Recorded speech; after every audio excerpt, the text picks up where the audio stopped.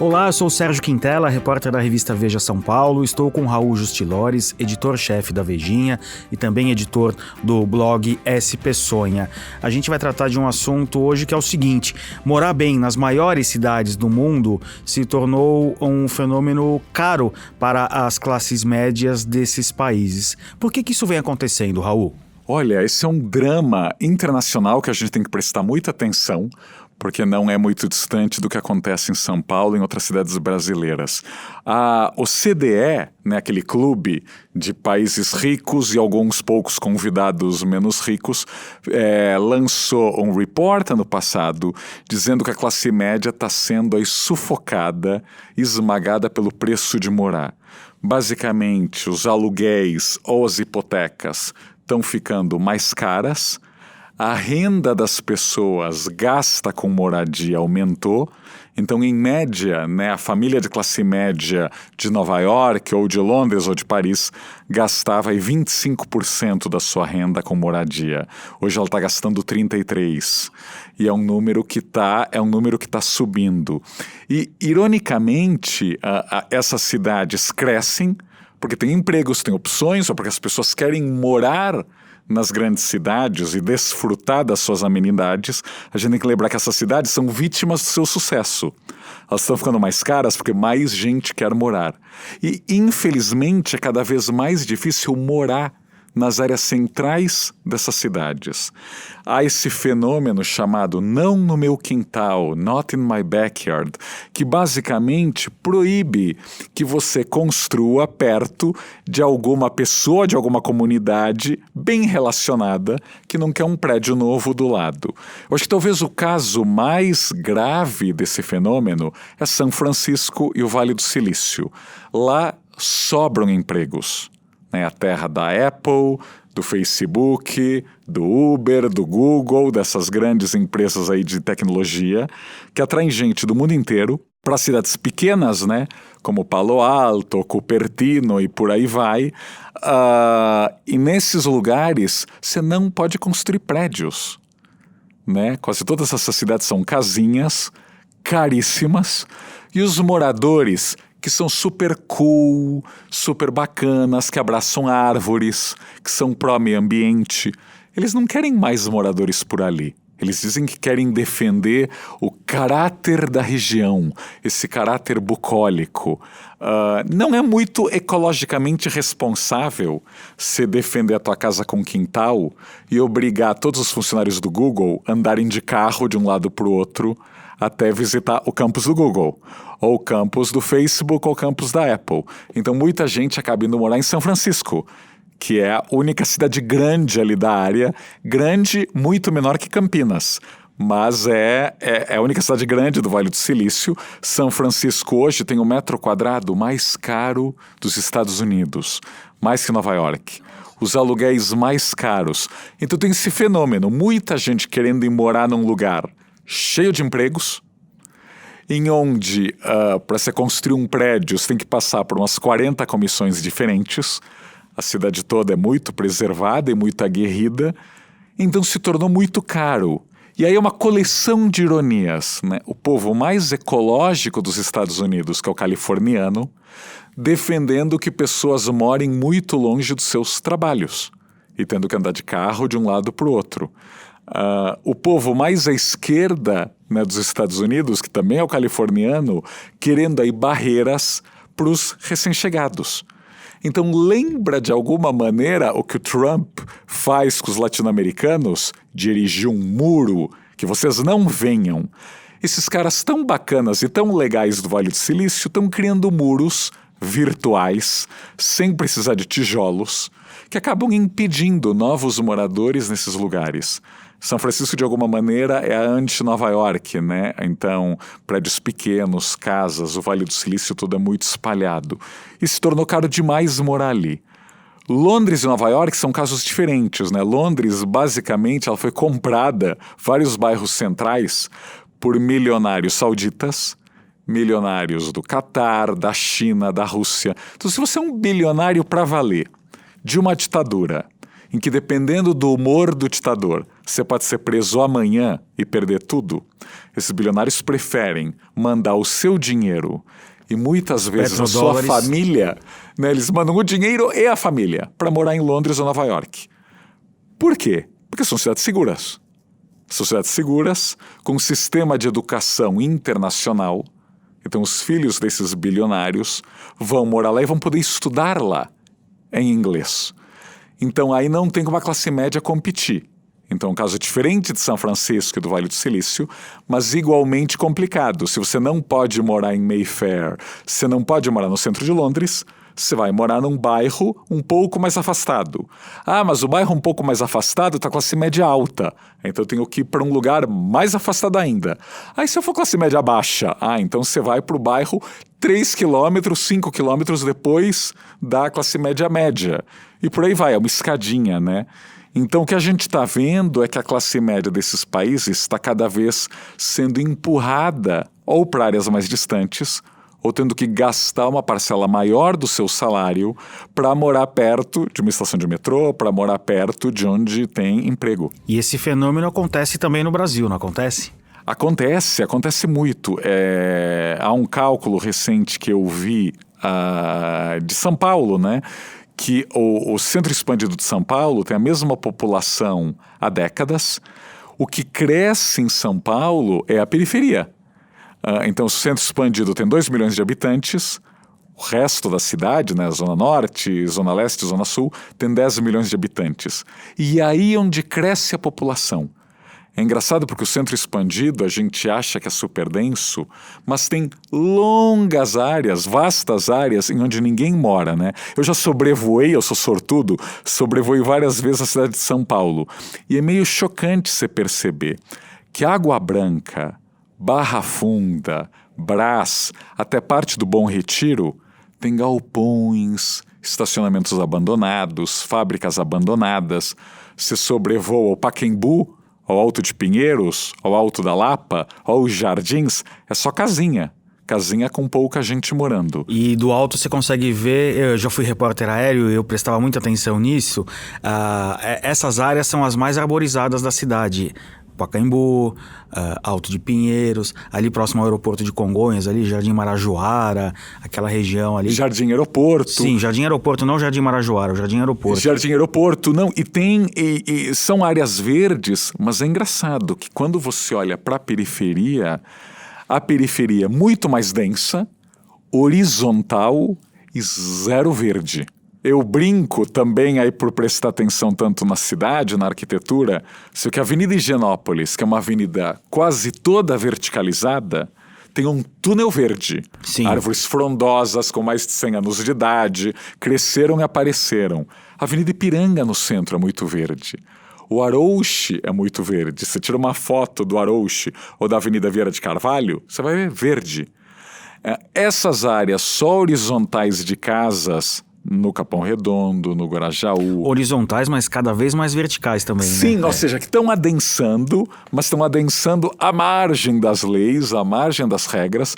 Então, eles moram apinhados quase, é uma densidade muito alta, mas não há um prédio de 10 andares, ou não há um prédio de 20 andares. Então são lugares, comparados ao resto da cidade, muito horizontais, densos, só que sem verde.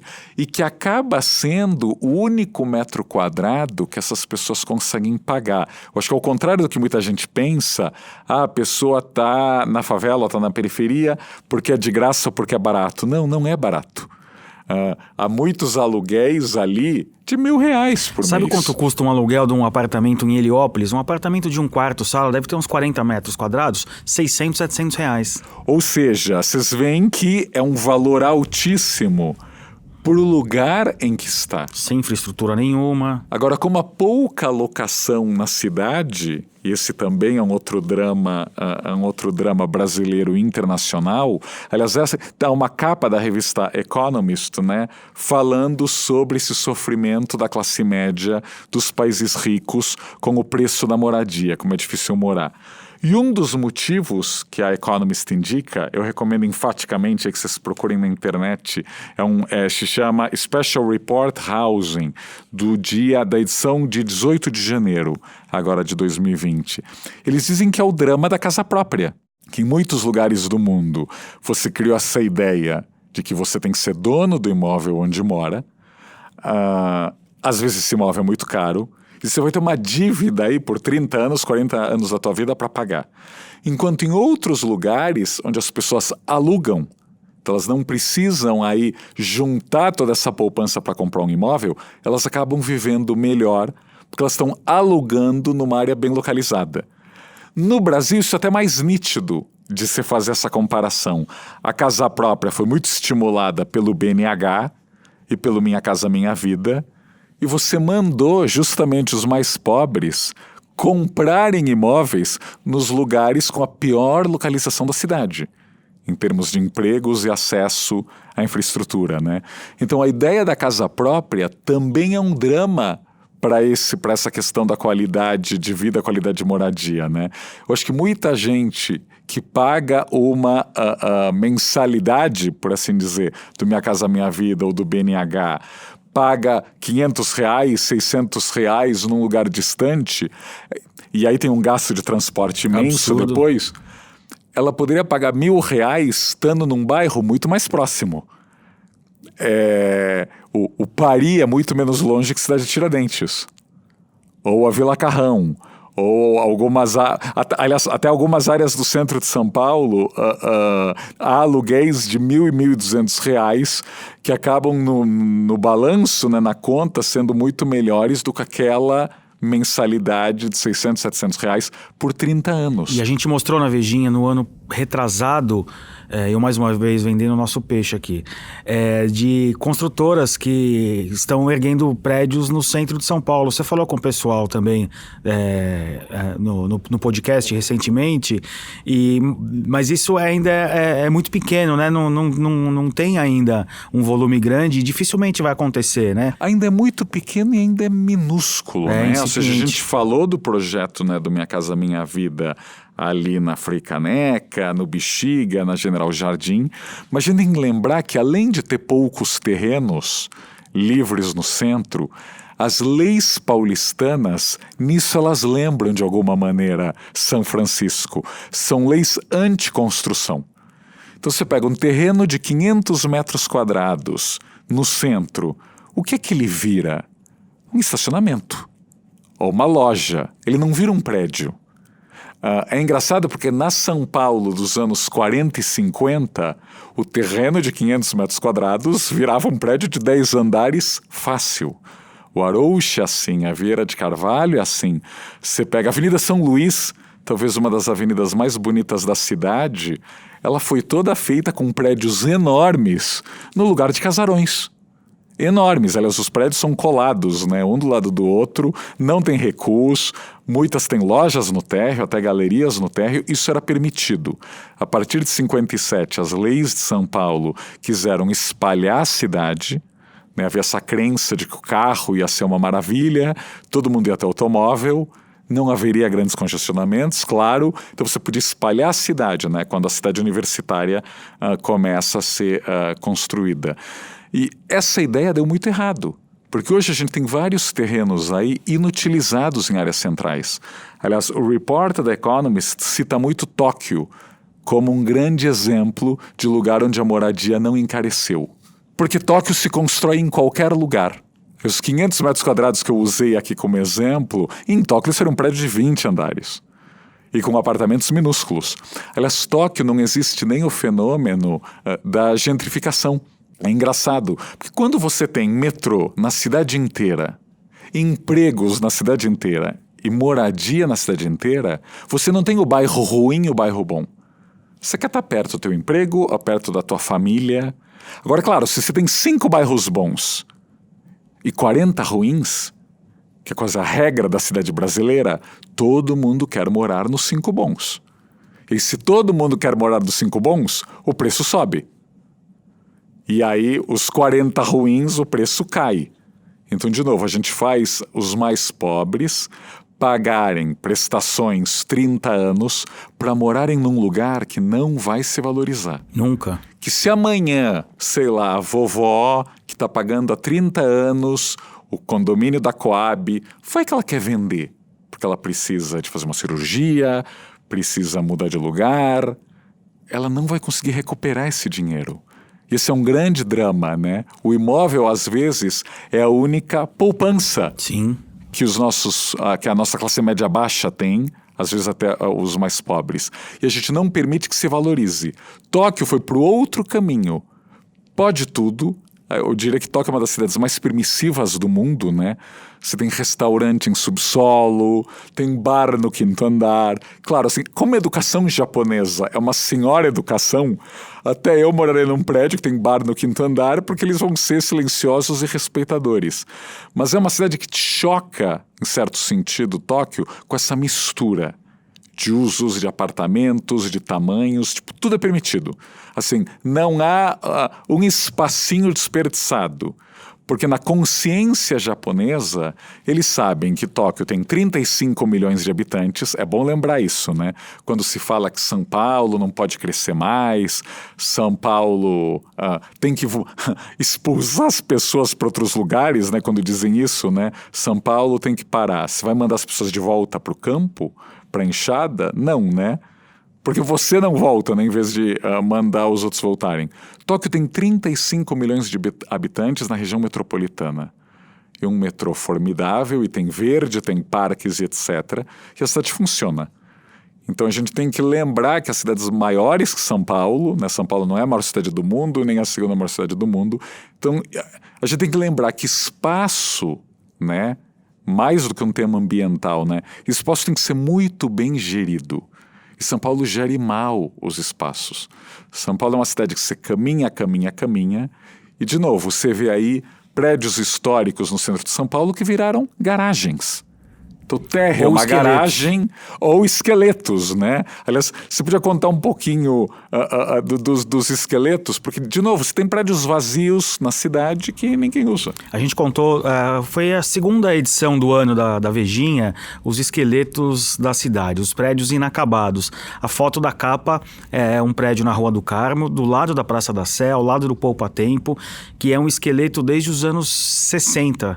Foi construído, o alvará é de 68, começou a ser construído, nunca acabou de ser construído. A gente até colocou uma foto interessante na matéria, que no Direta Já, nos anos 80, em 85, o prédio já estava ali, a Praça da Sé lotada, e o prédio estava exatamente do mesmo jeito. E a gente vai passar 20 anos, o prédio vai estar do mesmo jeito também, e pelo que a gente costuma ver com o que acontece na cidade. E tem construtora que faliu, tem construtora que quebrou, e a gente contou histórias também de pessoas, porque tudo isso envolvem as pessoas, né? As pessoas que sofreram prejuízo, mas o que mais chamou a atenção nessa matéria foi justamente a foto da capa. A gente entrou no Caveirão, são 20 e poucos andares, e vazios, destruídos e invadidos. A prefeitura já havia expulsado as pessoas de lá, mas as pessoas voltaram. O prédio é completamente, resumindo, um lixo. E árvores nasceram neles. Mas quando a gente fala de pessoas, a gente tem que lembrar que o poder público existe justamente para arbitrar o que pode e o que não pode, né? Uma das coisas, além do que eles falam de Tóquio, que me chamou a atenção nessa matéria da Economist, é como as pessoas usam todos os subterfúgios possíveis para impedir que seus bairros cresçam. E aí a matéria até brinca, né, que não há ideologia que da direita mais conservadora à esquerda mais progressista, o não no meu quintal atinge os dois lados. Né? Eles falam muito aqui, no caso de São Francisco, a defesa do verde, que se tiver muito prédio é contra o verde, o que é uma falácia, né? A cidade americana mais sustentável é Nova York, onde 80% da população anda a pé e vai ao trabalho de transporte público. 80% da população. Essas cidades da arvorezinha no quintal, onde 100% anda de SUV, de 4x4, 1 hora por dia para ir para o trabalho, com certeza essas cidades emitem muito mais CO2, gás carbônico na atmosfera. Então essa ideia, é para defender o meio ambiente. Mentira. Não é o teu quintalzinho verde que está defendendo o meio ambiente. E sim as viagens que você faz todo dia, que prejudicam, né, que consomem aí combustíveis fósseis. Mas eles citam vários outros exemplos, né? Questão do tombamento, né? Tudo tem que ser tombado, especialmente se for a casa do lado da minha. Então em São Paulo isso é muito comum, né? Você tem casas, sobradinhos dos anos 50, sem a menor importância arquitetônica, sem a menor importância histórica. Aliás, se você perguntar para o próprio vizinho qual é a importância histórica, ele não vai saber te contar. Quem construiu, quem desenhou, quem morou ali, não há memória. E só surge a vontade do tombamento quando tem uma construtora querendo comprar. Então temos que tombar. Ou seja, de novo, as hipocrisias. Porque normalmente, é gente que já mora em prédio. Então, eu moro em prédio, eu pude comprar um apartamento neste lugar bem localizado e eu não quero que ninguém mais possa. Porque você congela a cidade, né? São aquelas faixas, né, ali perto dos Estados Unidos, em prédios com 20 andares. Não pode ter prédio nos Estados Unidos, não pode ter prédio nos jardins. As faixas estão na entrada de prédios. Ou seja, é uma ironia, né? E é claro, quanto menos pode se construir nos Estados Unidos, de novo, você vai ter que construir em outro lugar. Normalmente mais distante. Coisa, né? Se você não cresce para cima, você cresce para os lados. São Paulo faz isso desde 1957. Desde 57. A gente tem que lembrar uma coisa, né? As pessoas acham que São Paulo é uma cidade super verticalizada, etc.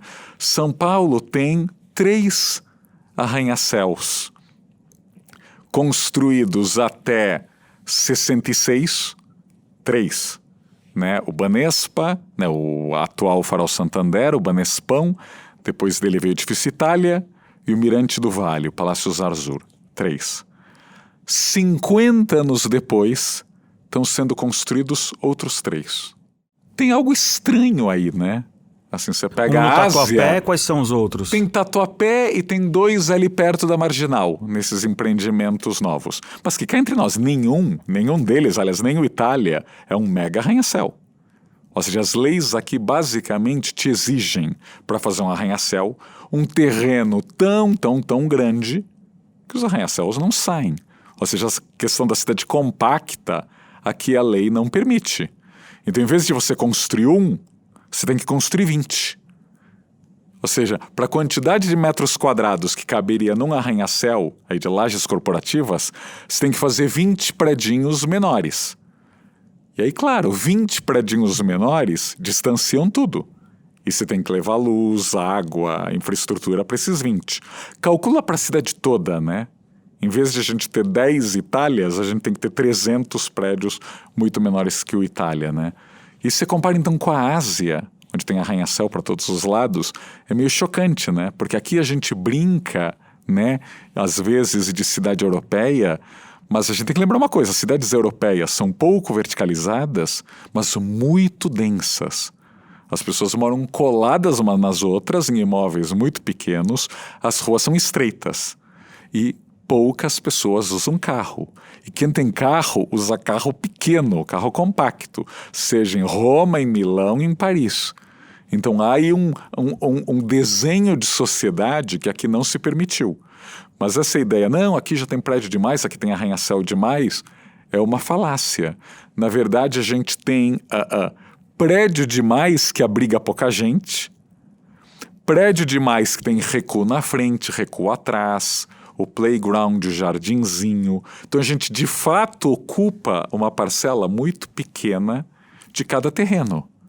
E a gente vai afastando, vai empurrando quem tem menos renda para bairros mais distantes, né?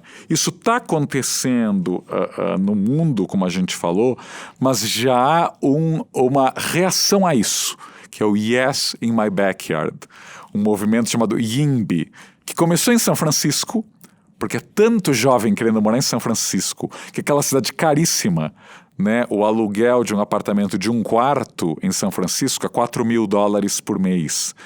É caro. É bastante caro. Então, por ano, daí $48.000 por ano um contrato. O chamado nível de pobreza nos Estados Unidos é para quem ganha menos de $19.000 por ano. Então, é um preço pesado. Então, muitos jovens estão nessa campanha Yes, in my backyard. Tipo, construam aqui. E construam apartamentos de vários tamanhos. E quanto mais construir... Porque, justamente, é mais caro onde há poucas unidades no mercado. Se tiver um monte de unidade no mercado, a gente sabe que os preços ou ficam estagnados ou começam a cair, né? Porque tem gente que vai precisar da liquidez, que vai falar, olha, se ninguém aqui está alugando ou comprando, vai tu mesmo e vamos tentar baratear. Então já aí uma medida aí mais clara, no caso de São Francisco. E em Nova York eles estão tentando, né, ampliar a produção, né, de imóveis aí mais baratos, mas a gente tem que lembrar, a quantidade tem que aumentar muito, muito mais. Né? Nova York, uma boa parte do estoque de imóveis lá é alugada com preço do aluguel controlado há décadas. Então você vê gente de classe alta, evidentemente classe alta, morando em bairros muito caros, pagando um aluguel irrisório, porque está lá no papel que o preço está controlado. Automaticamente os novos aluguéis são caríssimos. Então você defende uma pequena parcela congelando, né? Aliás, sempre quando você congela algo, né, essas coisas somem. Então você congela o preço de alguns apartamentos, automaticamente as pessoas que vieram depois no mercado ou vão fazer aluguéis muito mais caros ou vão construir para vender. Isso também aconteceu aqui no Brasil, né? Com a lei do inquilinato do Vargas. O Vargas decidiu, em 1943, congelar por 2 anos o preço de todos os aluguéis e exigir que você só poderia despejar alguém, mesmo que a pessoa não estivesse pagando o aluguel, você só podia despejar o inquilino para morar no imóvel. Você pode falar, é uma medida cheia de boas intenções. Mas eu sempre brinco, a gente tem que medir política pública não pelas intenções, pelos resultados. Se a boa intenção ferrou as pessoas lá no final, não me interessa. E o que aconteceu em São Paulo é, menos gente começou a produzir imóveis para alugar. Era muito comum o português rico, o italiano rico, com a padaria, com o pequeno negócio, ele construiu um predinho de 20 apartamentos e botava os 20 para alugar. Era muito comum, até 1943. A partir de 43, aluguel não é um bom negócio. Vamos construir para vender. E é o grande boom do mercado imobiliário em São Paulo, mas aí alija quem não tem poder de poupança para dar uma entrada poderosa para comprar um imóvel. O aluguel, por não ter essa entrada, era bastante mais democrático, né? Então era muito comum nas primeiras décadas de São Paulo que até imigrantes, gente que vinha do interior, morasse num quarto ou numa pensão numa área muito central. Então, isso que a gente estava falando de Nova York antes, a Avenida São João era assim. Tinha elite e tinha recém-chegados morando num quarto. A Bela Vista também. Na Bela Vista, muito. E nas últimas décadas, essa história da casa própria complicou e encareceu esse negócio. Então é um debate que já está acontecendo pelo mundo e vai ter que ser debatido aqui. Porque se cada quarteirão da cidade, temos que lembrar, cada quarteirão da cidade de bairros ricos, você não pode construir e tem que virar um parque. Então sai o Parque Augusta, querem o Parque Bexiga, querem o Parque da Moca, etc. Parque Paraisópolis nunca vira prioridade, né? Ou seja, são as pessoas que têm poder de lobby para falar, aí prefeitura, desapropria esse terreno que custa milhões, que eu não vou tirar do meu bolso, é a prefeitura que vai tirar, e que vai garantir vista para o meu apartamento. E vai valorizar meu imóvel. E vai valorizar o meu imóvel. Os mais pobres que não têm acesso à mídia não vão ter o mesmo espaço de um Parque Augusta da vida e vão continuar morando apinhados, sem infraestrutura e sem verde. Então, justamente, as áreas da cidade que têm mais parques são aquelas que provavelmente vão ganhar mais parques nos próximos anos graças a esse lobby. E muitos desses lugares, a única área verde que a gente consegue ver, a gente estava falando um pouco antes da vista aérea da cidade, e o que chama muita atenção em muitas áreas, a única área verde é o campo de futebol com grama sintética que algum vereador colocou ali, né? É verdade, é verdade. Não, e justamente porque a gente ainda arboriza muito mal as nossas calçadas, as nossas ruas, Sim. né? Quando eu falo de ter mais prédios, ou ter mais adensamento, ou mais verticalização, eu não estou dizendo que São Paulo vai ficar menos verde. Elas muito pelo contrário. Higienópolis virou o que virou quando foi verticalizada. Aquele era um loteamento, então havia o interesse de deixar uma área muito verde, muito bonita, e continua sendo muito verde. Há uma questão cultural em São Paulo, né? Que muita gente não quer árvore na sua calçada porque as folhas caem. Porque fica sujo, porque você tem que varrer, sim. porque vai entupir o bueiro, etc. Então há muitos bairros de classe média baixa em São Paulo. Vai atrair bicho também. Vai atrair bicho. Então as pessoas não querem árvores. Agora, ter prédios, voltando aí ao exemplo da gloriosa Avenida São Luís, você pode ter prédio, ter verde, você pode ter prédio e ter sombra, você pode ter marquise. Agora, o melhor, ter muita gente morando junta, você cria economia de transporte público, de mobilidade, mas especialmente de gente andando. Quanto mais gente andar nas ruas de São Paulo, mais essa cidade pode se tornar segura, né? Ou pelo menos combater a sensação de insegurança. Se às 10 da noite tiver muita gente andando na rua, que além de tudo é saudável, você vai se sentir numa cidade mais segura e mais vibrante. A conversa rendeu, hein? Rendeu hoje, hein? Obrigado. Então esse é um grande papo que a gente vai continuar, porque o não no meu quintal afeta todo mundo, e talvez você, ouvinte, já teve uma atitude aí querendo menos gente ao seu redor. Pense no impacto ambiental que essa sua atitude teve na cidade. E a semana que vem a gente vai dar exemplos de São Paulo. Vários exemplos, vamos paulistanizar esse debate. Até mais. Até.